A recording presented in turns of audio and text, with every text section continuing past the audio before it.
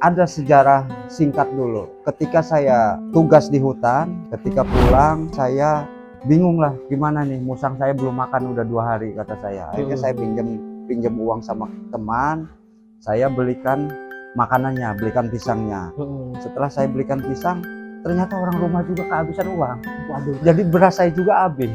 2 hari kemudian saya berangkat lagi ke hutan, saya ngambillah kopi. Terus saya kasihkan sama musang, dimakan sama dia. Oke. Nah akhirnya saya proses tuh kopinya, saya proses, saya kemas kecil itu, kecil. 1 kali minum itu saya jual, waktu itu saya jual 10 ribuan Per satu cupnya. per satu cupnya, dan itu banyak peminatnya.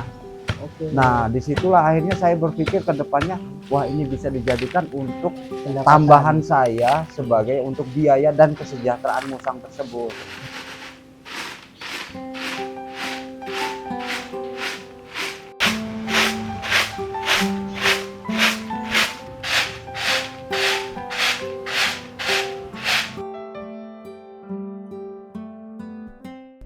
Halo sahabat kepompong, kembali lagi di channel yang selalu menginspirasi dengan kisah-kisah inspiratif dari berbagai penjuru negeri. Pada episode kali ini kita mempunyai seorang narasumber yang luar biasa dari Lampung.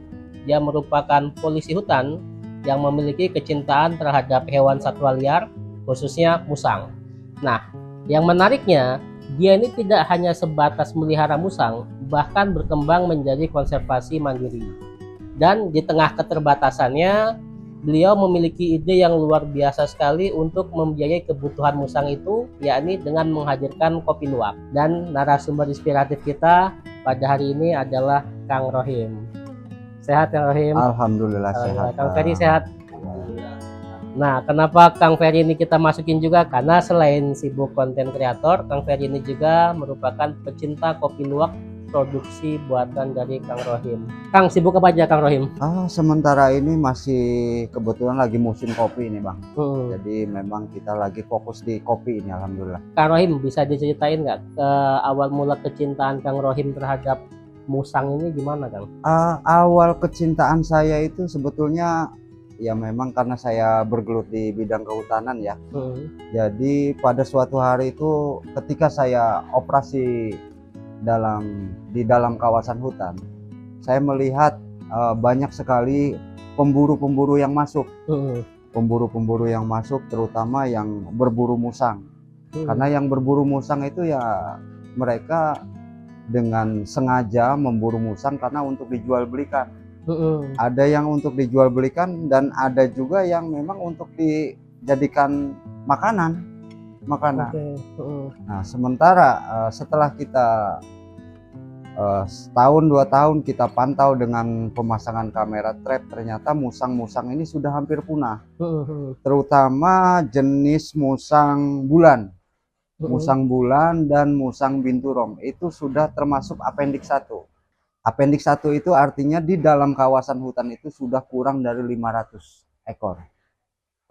Nah, jadi secara itu memang kalau yang untuk binturong itu memang sudah satwa yang dilindungi.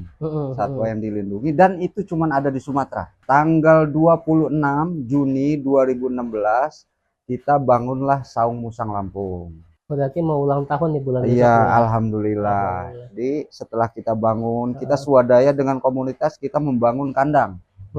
Jadi teman-teman yang ada musang kita breeding, kita kembangkan di saung supaya beranak dan bisa berkembang. Oke, jadi ini sebenarnya Kang Rohim itu nggak hanya sebatas dapat dari konservasi hutan tadi, tapi akhirnya nge-breeding sendiri juga ya Kang Rohim ya? Iya, karena konsepnya saya sederhana sekali. Kalau bukan kita siapa lagi?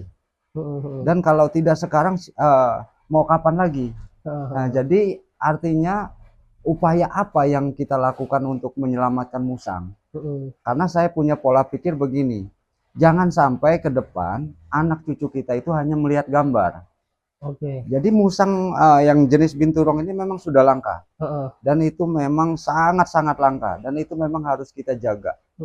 Dengan tujuan, makanya saya bangun rumah konservasi itu tujuannya supaya mengedukasikan bahwasanya musang ini bukan dia hewan buas, artinya dia bisa diternakan, bisa seperti kucing, seperti kucing gitu Bang. Jadi di sini yang dipelihara oleh Kang Rohim itu sebatas yang musang binturong tadi atau sama musang bulan tadi juga? Sebenarnya kalau dari perizinan dari awal itu kita lengkap perizinannya. Jadi memang kita semua jenis musang itu kita pelihara, tapi yang khusus makan buah-buahan.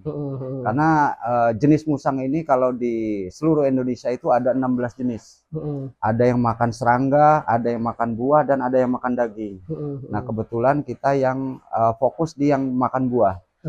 Seperti ada 4 jenis yang makan buah. Yang pertama itu musang pandan, yang kedua musang akar, yang keempat musang bulan, dan yang kelima itu binturong Sumatera. Tadi itu ya, betul gitu ya. Nah di sini berarti keempat-empatnya itu Kang Rohim punya semua ya? Alhamdulillah kita ada semua di sini.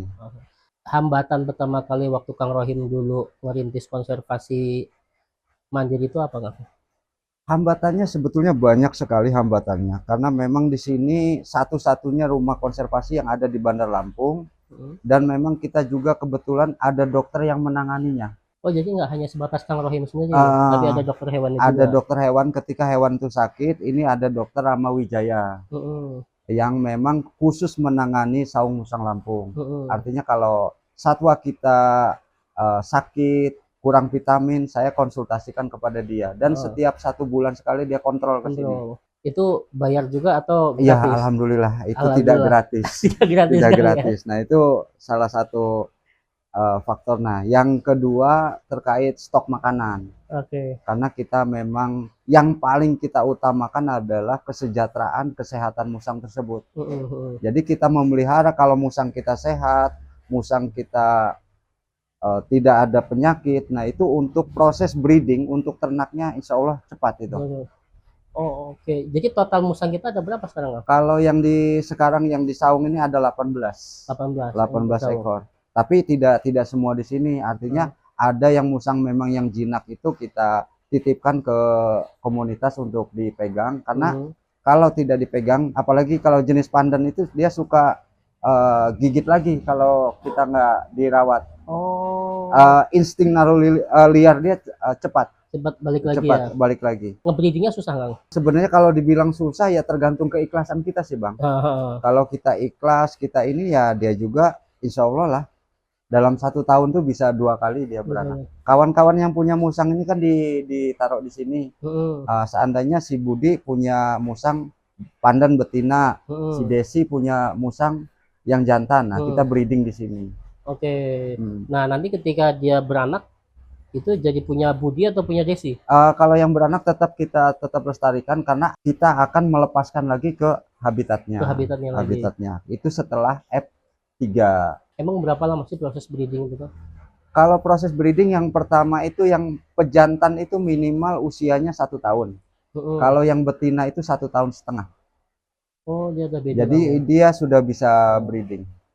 Nah terus bentuk dari konservasi pribadi Kang Rohim itu tadi, selain ada proses breeding atau penitipan dari kawan-kawan yang punya musang ya, itu ada kegiatan-kegiatan rutin nggak Kang tiap bulannya? Kalau dulu ada, jadi kita tiap minggu itu sering kumpul sama komunitas dan memberikan edukasi kepada masyarakat, gathering lah. Gathering itu biasanya kami kalau nggak di Pekor, di Unila, di lapangan, pengenalan kepada masyarakat bahwasanya ini musang ini bukan lauk yang pertama, dan musang ini bisa dijinakan gitu loh. Jadi kalau teman-teman yang mau belajar cara menjinakan musang itu bisa langsung ke sini. Anggota komunitas ini kan dibagi, kalau yang di sini dia home base Bandar Lampung. Kalau yang di Provinsi Lampung itu ada 33 orang. Kalau di Metro ada home base Metro, di Lampung Selatan ada regional Lampung Selatan. Jadi kita masing-masing tempat itu sudah ada. Keren juga nih. Jadi sebenarnya nggak hanya sebatas di sini aja berarti Kang? Iya betul. Nah aku tertarik ini nih Kang. Kan tadi kan awal sepintas cerita Kang Rohim sebenarnya butuh biaya tuh untuk dokter hewannya, kemudian untuk makanannya itu sendiri. Karena ini bicaranya konservasi pribadi, artinya kan Kang Rohim itu harus biayai dari keuangan pribadi sendiri. Betul. Berapa per bulan dulu yang dikeluarin Kang? Kalau per bulan itu, kalau saya hitung hampir 3 juta. Untuk makan dan juga dokter itu tadi? Untuk makan dan dokter. Nah jadi selama ini dibiayai dari siapa Kang? Alhamdulillah biaya sendiri. Sendiri semua? Mandiri semua. Nah ini nih yang menariknya nih sahabat Kepompong. Jadi dari keterbatasan itu tadi, nah akhirnya di sini Kang Rohim punya ide yang luar biasa ya. Nah, Alhamdulillah. karena musang ini dia tadi yang dipelihara rata-rata adalah musang yang makan buah-buahan, dan di sini Kang Rohim juga karena kesehariannya kebanyakan keluar masuk hutan karena berkaitan dengan pekerjaannya, akhirnya Kang Rohim buatlah kopi luwak, Kang ya. Iya. Kopi luwak dari musang yang dipelihara oleh Kang Rohim. Mm. Nah, di sini termasuk penikmatnya salah satunya adalah Kang Ferry. Oh, siap. Ya. Gimana Kang? Bisa ceritain sedikit cita rasa kopi luwak Kang Rohim ini? Kalau kita sendiri sering kesini itu untuk menikmati kopi luwak dari Saung Musang Lampung itu, untuk duduk bareng, ngopi bareng itu karena apa? Karena kopi luwak itu sendiri punya cita rasa sendiri, punya cita rasa khas yang memang itu ketika kita nikmati betul-betul dia kopi yang original, kopi yang memang hasil dari kopi petik pilihan dan juga dipilih secara baik oleh Kang Rohim sendiri untuk menjadikan hasil kopi itu bagus. Kalau pecinta kopi wajib banget untuk nikmatin kopi luwak itu karena memang luar biasa rasanya gitu. Nah, sebelum kita bahas lebih lanjut masalah kenikmatan kopi luwak ala Kang Rohim lagi nih ya, Kang bisa ceritain sedikit nggak latar belakang akhirnya kenapa kok Kang Rohim kepikiran nih akhirnya buat kopi luwak dari musang yang dipelihara oleh Kang Rohim itu? Ya. Kalau awalnya tidak pernah punya niat untuk menjual kopi ataupun menjadi pengusaha kopi, tidak pernah punya niat. Karena konsep awal itu adalah ya udah kita bangun rumah konservasi. Jadi ada sejarah singkat dulu. Ketika saya tugas di hutan, begitu pulang, alhamdulillah saya ini kan nggak punya uang, habis uang saya. Ketika pulang, akhirnya saya bingung lah, gimana nih, musang saya belum makan udah 2 hari kata saya. Akhirnya saya pinjam uang sama teman, saya belikan makanannya, belikan pisangnya. Setelah saya belikan pisang, ternyata orang rumah juga kehabisan uang. Waduh, jadi beras saya juga habis. Jadi saya di situ saya ngelamun, saya duduk. Akhirnya saya 2 hari kemudian saya berangkat lagi ke hutan. Saya ngambillah kopi, terus saya kasihkan sama musang. Dimakan sama dia. Oke. Nah, akhirnya saya proses tuh kopinya. Saya proses, saya kemas kecil itu. Kecil, 1 kali minum itu saya jual waktu itu, saya jual 10 ribuan. Per 1 cupnya? Per 1 cupnya. Dan itu banyak peminatnya. Nah, disitulah akhirnya saya berpikir ke depannya, wah ini bisa dijadikan untuk tambahan saya sebagai untuk biaya dan kesejahteraan musang tersebut. Nah, awalnya seperti itu. Jadi sebenarnya dibenturin Kang ya? Dibenturkan dulu. Makan musang atau ngasih makan orang rumah. Nah, tapi tadi awal ngasih makan ke musang. Nah, kemudian Kang tadi kata Kang Rohim dibuat kopi cup itu. Itu Kang Rohim promosi ke orang satu per satu atau promosi gimana cara Kang Rohim dulu kenalin ya? Kebetulan kawan-kawan ini kan pada pecinta kopi semua. Jadi mau nyicip nggak nih kopi luwak, berapa? 10 ribu aja. Oh ya sudah, saya beli. Alhamdulillah dapat uang, saya belikan pisang. Tapi pada dasarnya begini, ya memang saya sedikit pernah di-judge sama orang terkait eksploitasi hewan. Saya pernah seperti itu. Jadi saya tegaskan, musang saya itu bukan mesin. Artinya kita kasih makan kopi juga itu hanya sebatas makanan penyelang, bukan untuk makanan pokok. Jadi kayak contoh kemarin saya ngambil kopi itu 50 kilo. 50 kilo itu yang dimakan oleh musang cuma dapat 2,5 kilo. Sisanya yang 48 kilo itu tidak dimakan musang. Artinya dari kopi luwak itu betul-betul kopi pilihan. Walaupun saya milih dengan merah segala macam, kalau dia nggak mau makan, nggak mau. Nggak akan mau. Ya. Dan satu kata, musang yang ada di rumah konservasi Saung Musang Lampung itu bukan mesin. Hanya sebatas penyelang. Nah itu statement dari mana tadi Kang yang menyatakan Kang Rohim mengeksploitasi musang? Ya karena banyak temuan-temuan ketika ada masyarakat waktu itu kan booming kopi luwak nih. Booming kopi luwak sehingga si musang ini dipaksa untuk makan kopi supaya dia menghasilkan. dan menguntungkan. Tanpa mereka menyadari kesejahteraan musang itu tanpa dipikirkan. Yang penting mereka dapat hasil dari kopi luwak itu. Oh, bisa jadi mungkin mereka caranya si musang itu nggak dikasih makanan pisang, cuma dikasih kopi itu terus aja. Akhirnya mau nggak mau kopi itu dimakan terus. Iya, dan itu satu kelihatan dari badannya, kelihatan. Dari badan si musang pasti kelihatan, dia pasti kurus. Karena nggak ada nutrisi. Makanya kalau di sini saya balikan lagi, kopi itu hanya sebatas penyelang. Makanya di sini yang dijual nggak hanya sebatas kopi musang aja kan? Iya, betul. Tapi ada kopi-kopi yang lain juga selain kopi musang itu tadi. Nah, jadi seberapa besar sih pengaruh kopi tadi itu terhadap pembiayaan kebutuhan di rumah konservasi ini tuh? Kalau kopinya memang kita nggak seberapa banyak ya, karena kita ngambil juga kan betul-betul yang matang, betul-betul yang merah, dan itu untuk bahan tambahan untuk makanan penyelang. Nah, sisanya itu kita olah kopi-kopi yang lain. Kalau kapasitasnya, kalau dalam 1 bulan itu paling sekitar 100 sampai 200 kilo. Dan itu kopinya sebenarnya Kang Rohim yang pilih sendiri ya? Bukan saya yang pilih sendiri, kita memang sudah ada kerjasama dengan petani kopi. Memang kita buatkan kesepakatan, binaan kita juga ada banyak di Tanggamus. Oh, jadi nanti mereka yang kirim ke sini atau gimana? Alhamdulillah mereka kirim sini pakai travel. Kirim sini pakai travel. Bisa ceritain sedikit nggak Kang terkait proses terjadinya kopi luwak itu sendiri gimana? Jadi yang pertama itu saya kalau ngambil kopi itu petani itu saya mintain tolong untuk ngambilnya itu pagi. Bagaimana caranya si kopi itu malam itu sudah sampai ke saung. Jadi kopi yang barusan datang, barusan metik itu kita cuci. Kita cuci bersih supaya artinya yang tidak merah kita sortir. Nah, nanti kita sajikan kepada musang. Per mangkok kita sajikan kepada musang. Nah, setelah itu musang ini ada banyak karakternya. Ada yang dia habis makan kopi itu dia 2 jam itu langsung feses, langsung mengeluarkan kotoran. Ada yang 6 jam, bahkan ada yang 12 jam. Oh, beda-beda Kang ya? Beda-beda. Itu berdasarkan apa Kang? Jenis musangnya. Jenis musingnya. Kalau yang pandan itu sekitar 2 jam itu dia sudah feses. Kalau yang bulan itu di atas 2 jam sampai 3 jam. Kalau yang binturong bisa sampai 12 jam lebih. Itu nanti pengaruh ke kualitas kopinya juga nggak? Pengaruh. Sejauh dari pengalaman Kang Rohim, yang paling bagus itu yang mana? Bulan sama binturong. Bulan sama binturong dulu aja. Binturong karena memang dia proses fesesnya sendiri di atas 3 jam di atas 3 jam. Kalau bulan kan sekitar 3 jam tadi ya. Betul. Nah, terus tadi setelah dia jadi feses, dibersihin. Nah, ini konsepnya sebetulnya saya ini karena yang saya utamakan adalah kebersihan. Kenapa yang saya utamakan kebersihan? Jadi saya pernah ditanya, Pak Rohim, saya minta fesesnya yang berinjilan. Artinya yang dia baru dia mengeluarkan feses kita ambil, kita langsung jemur. Kalau saya enggak.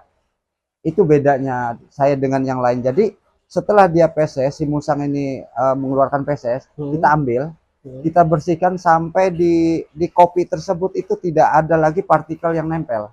Artinya kotoran-kotoran musang itu yang tertempel. Nah, setelah itu saya udek dengan air bersih, saya siram sampai betul-betul glowing. Nah, setelah itu saya rendam 1 jam. Setelah saya rendam 1 jam baru saya jemur.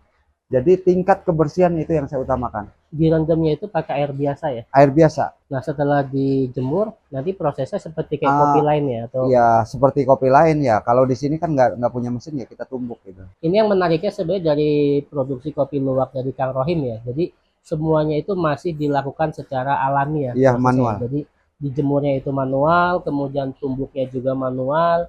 Bahkan proses sangrainya pun itu proses masih manual juga ya Kang Rohim ya? Kalau sangrai kita menggunakan jasa orang. Oh, untuk sangrainya pakai jasa orang? Jasa orang, cuman itu aja. Tapi sampai dengan proses tumbuk itu tadi, dia masih proses manual sendiri. Kang Ferry? Ya.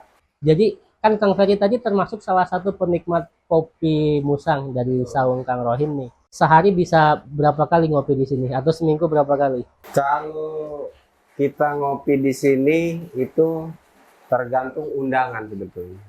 Jadi kalau ada undangan ngopi dari Pak Rohim, ya insya Allah kita datang sini. Kita ngopi sekaligus diskusi karena Pak Rohim ini sekaligus buka saung kopi itu karena kopi itu ada maknanya katanya. Oke. Ya, Pak Rohim ya. Betul. Jadi ngopi itu ada namanya ngobrol perkara iman juga di situ. Jadi selain kita ngobrol, diskusi, silaturahim, juga ada obrolan-obrolan bagaimana kita bisa mencintai alam, bagaimana kita bisa hidup bersandingan dengan hewan-hewan karena sama makhluk ciptaan Allah. Nah, itu sangat seru dan menarik. Makanya ngopinya bukan hanya sekedar ngopi, nikmatin kopi yang memang kopinya enak, tapi juga ada tambahan obrolan tentang bagaimana kita dapat bersatu mencintai dengan alam. Wih, nah ini keren nih. Kayaknya kita perlu diundang juga nih kayaknya. Siap. Rame nggak biasanya Kang Ferry yang datang? Ya, ada teman-teman mungkin rekan-rekan yang dari pecinta-pecinta kopi juga itu bisa kumpul bareng, dan teman-teman dari kreator juga yang memang hobi ngopi karena temennya kopi kan pasti sukanya dengan yang suka ngopi juga, maka kita ajak sini, kita ngumpul, kita ngopi bareng di tempat Pak Rohim. Dia nggak ada jadwal rutin ya? Nggak ada, kalau jadwal tetapnya nggak ada, karena memang ya mungkin Pak Rohim juga dengan kesibukan beliau sebagai petugas kehutanan kan, mungkin kita ngambil waktu-waktu yang memang beliau ada. Gitu. Nah, Kang Rohim. Siap. Tadi kan Kang Ferry sebenarnya nyebutin bahwa Kang Ferry sangat menikmati kopi luwak buatan Kang Rohim nih. Di kopi luwak itu sendiri, apa sih kelebihannya dibandingkan dengan kopi-kopi yang lain? Yang pertama itu nikmat ya pasti ya. Nikmat. Sangat bagus juga karena kafeinnya itu sudah disedot sama si musang. Kafeinnya rendah, tidak kembung, nafsu makan bertambah. Ini cocok berarti untuk orang-orang yang punya sakit mah atau nafsu makan kurang berarti ya. Insya Allah pernah kesini ada yang dia sudah punya asam lambung, dia sudah nggak mau ngopi lagi. Coba Pak, kata saya jajal kopi luwak lagi, alhamdulillah nggak kumat. Nggak kumat. Biasanya dia kalau habis minum kopi itu kan langsung kunang-kunang segala macam. Ini alhamdulillah. Akhirnya jadi pelanggan tetap. Alhamdulillah. Apa Kang nama merek kopi kita? Brand kopi luwak Robusta Saung Musang Lampung ada, kopi luwak Arabica ada, kopi luwak Librica juga ada. Oh, jadi di sini Kang Rohim ada 3 jenis kopi ya? 3 jenis kopi. Dari Robusta, Arabica, sama Librica tadi ya. Yang paling rame yang mana Kang dari 3 tadi? Karena kalau di sini lokalnya untuk Robusta. Robusta ya. Kalau Arabica agak susah kita. Oke. Agak susah. Kisaran harganya berapa Kang? Kalau yang Robusta, yang luwak Robusta itu yang 200 gram kita jual 200.000. Terus kalau untuk yang Arabica sama Librica? Kalau yang Arabica itu 250. 250 dulu. Iya. Itu untuk 200 gram juga. 200 gram juga. Yang Librica? Yang Librica tetap 200. 200.000 juga.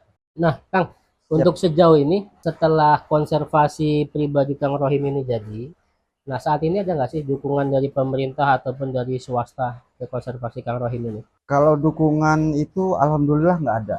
Nggak ada ya? Nggak ada, alhamdulillah. Jadi masih mandiri. Masih mandiri. Kemudian dibiayai dengan hasil penjualan kopi Iya, itu tadi betul. ya. Nah, harapan Kang Rohim ke depannya terhadap pemerintah atau terhadap komunitas-komunitas pecinta musang di Lampung apa Kang? Ya harapan saya, ayo tetap jaga konservasi, ayo selamatkan musang Sumatera karena itu cuma ada di Sumatera, agar anak cucu kita kelak tidak hanya melihat gambar. Semoga kopi luwak yang produk Saung Musang Lampung bisa diterima, bisa dikonsumsi oleh masyarakat, supaya untuk menopang biaya konservasi. Oke. Kang Rohim, pesan-pesan dari Kang Rohim untuk anak muda atau mungkin untuk penonton Kepompong yang ingin atau tertarik terhadap musang atau ingin memelihara musang atau ingin mencoba membudidayakan musang apa Kang? Yang pertama, kalau mau melihara musang, gunakan hati. Tetap jaga kesehatan musang. Jangan sampai kita melukai, menyia-nyiakan musang, karena itu adalah hewan juga, ciptaan Allah juga. Jadi yang ketiga, selamatkan musang Sumatera. Jangan sampai kelak anak cucu kita hanya melihat gambar. Nah, itu tadi sahabat Kepompong, bincang luar biasa kita dengan Kang Rohim dan Kang Ferry. Banyak sekali inspirasi yang bisa kita dapatkan dari Kang Rohim di sini. Selain dengan mendapatkan musang supaya tetap terkonservasi dengan baik, di sini dengan keterbatasan yang dimiliki oleh Kang Rohim, dia tidak menyerah. Di balik tadi benturan antara harus memberi makan musang atau keluarganya, tapi di situ memicu kreativitas Kang Rohim yang akhirnya terciptalah kopi luwak Kang Rohim atau kopi luwak dari musang itu sendiri. Sekian episode kali ini, semoga menginspirasi sahabat kepompong semua, terutama bagi kalian yang mencintai satwa liar. Kepompong berubah atau punah.